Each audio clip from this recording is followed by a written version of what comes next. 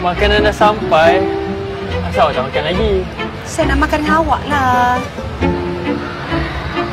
Awak janganlah buat saya terbersalah.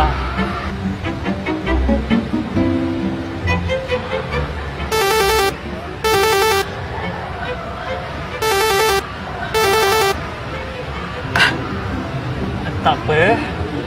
Awak makan dulu. Saya jumpa kawan jap. Nanti saya datang balik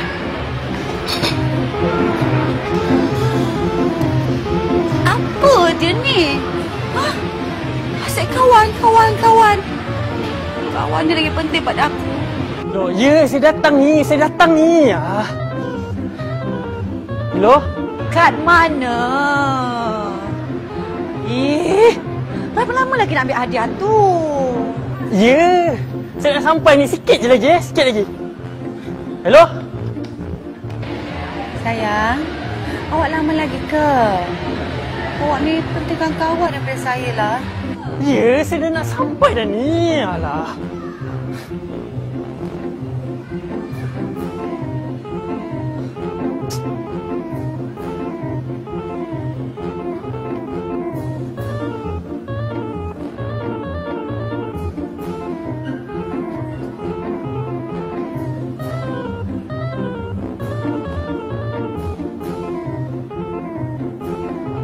Hello, awak.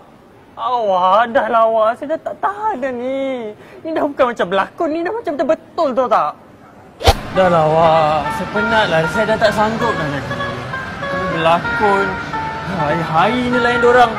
Bukan 3 tau, 4 orang termasuk awak sekali. Dengan kerja saya tu dah langgang. Alah. Awak janganlah macam ni. Awak sabar sikit je lagi. Kita dah nak habis dah ni. Sikit je lagi. Awak tolonglah Habis tu nanti kalau kantor macam mana? Lepas tu saya nak jadi menantu mak awak. Awak janganlah cakap macam tu. Alah, benda ni kan kita dah rancang dari awal. InsyaAllah okey punya. Tapi awak janganlah takut macam ni. Awak takut macam ni, saya pun takut juga. Tahu pun takut. Ingat tak tahu tadi. Dah lah. Kita tak payahlah lagi cakap pasal ni. Kita dah lama kan tak pergi makan? Kita pergi makan dah tak? Nak lagi pergi makan dengan saya. Saya ingat awak lagi rela tengok saya pergi makan dengan makcik-makcik sayang awak tu. Mana ada. Macam ni lah, saya belanja Yalah.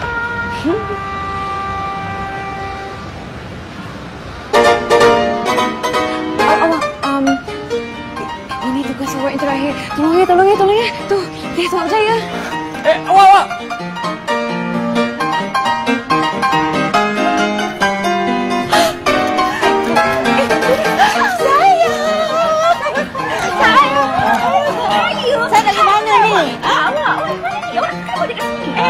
Nak pergi mana pula? Mestilah membeli belah kan? Nak pergi membeli belah? Jom, saya mesti makan awak. Jom. Tak apa. Ikat pun boleh temankan kita pergi beli barang-barang K-pop. Tak payah. Abang kasih diorang ni. Diorang tak ada duit. Saya banyak duit. Jom. Tak. Makan. Jom. Sudah.